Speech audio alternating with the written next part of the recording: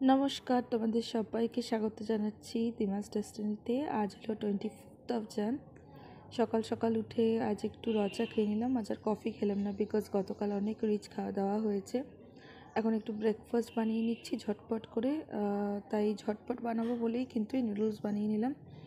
যাই হোক, ব্রেকফাস্টটা করে স্নান ধান করে তাড়াতাড়ি করে রেডি হতে হবে, বিকজ এদিকে কিন্তু গায়ে হলুদের জন্য কিন্তু ডাকাডাকি হচ্ছে। আজ আমাদের বিয়ে বাড়ি, আমাদের ঠিক বাড়ির অপোজিটেই দীপায়নের এক দিদির মেয়ে, মানে আমারই ক্লাসমেট ছিল। আর ক্লাসমেট না, আমার থেকে এক ক্লাস সিনিয়র ছিল, ছোট্ট থেকেই চিনি। এমনকি আমার যে বিয়ের যে এই যে সম্বন্ধটা, সেটাও কিন্তু মানে ওই যে দিদি, সেই দিদিই করেছিল। অ্যাকচুয়াল সম্পর্ক হিসেবে দেখতে গেলে কিন্তু আমি সপ্তমিতাদির মামি হই, বাট ছোট্ট থেকে যেহেতু ওই দিদি বলে ডেকে এসেছি, তাই ওই দিদিটাই চলে আর কি। অ্যাকচুয়ালি কিন্তু এটা আমার ভাগ্নির বিয়ের পরে সম্পর্ক যদি দেখি।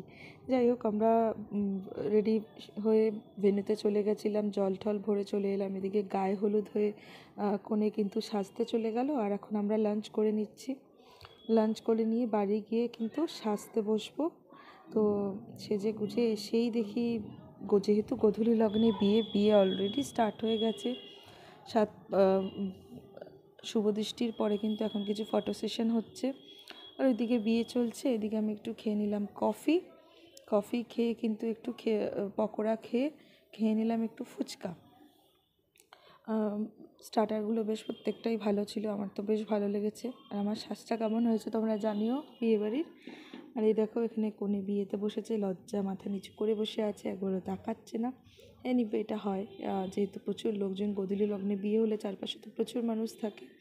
আর এদিকে বিয়ে দেখতে দেখতে কমপ্লিট হয়ে গেল 9টা থেকে 9:30টার মধ্যে। রেজিস্ট্রিও হয়ে গেল, মিডিলে সিঁদুরদানের আগেই রেজিস্ট্রি হলো। বিয়ে কমপ্লিট, এখন চলবে ফটো সেশন। আর এদিকে আমরা চলে এসেছি কিন্তু ডিনার করতে। প্রচুর খাওয়া দাওয়া ছিল, বেশ জমিয়ে খাওয়া দাওয়া করলাম আমরা সবাই। অ্যান্ড চিংড়ি মাছের মালাইকারিটা তো অসাধারণ লেগেছে। এছাড়াও মাটন বিরিয়ানি, চিকেন কষা, সবটাই কিন্তু বেশ ভালো হয়েছে। তারপর বিয়ে বাড়ি সেরে যখন আমরা নিচে এসে বাড়ি ফিরবো, তখন দেখছি আমার এক দাদা আর বৌদির অ্যানিভার্সারি। তো রাজা ওদের জন্য কেক নিয়ে এসেছিলো, পাপাইদা আর বৌদির জন্য। তো রাত্রে কেক কাটিং হয়ে সবাই একসাথে খাওয়া দাওয়া, একটা সেলিব্রেশনের কেক খাওয়া, একটা সেলিব্রেশন হলো ছোট্ট করে। সবাই মিলে ভীষণ এনজয় করলাম, দিনটা বেশ ভালো কাটলো।